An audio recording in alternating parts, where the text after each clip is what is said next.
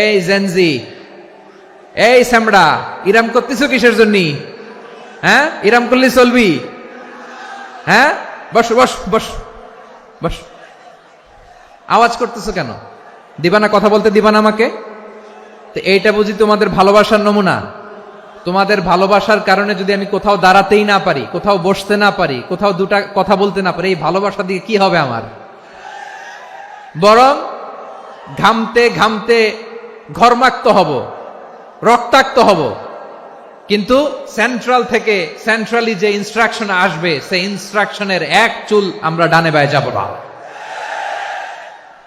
এইটা গণজাগরণের জন্য এইটা দরকার, ইসলামী বিপ্লবের জন্য এইটা দরকার। তো আধা ঘন্টা ধরে যদি তোমাদেরকে থামানোই না যায়, এই লস্কর দিয়ে আমি কি করব? আল্লাহর ওয়াস্তে নো নো নো স্লোগান, চুপচাপ একেবারে আমার দিকে তাকাও।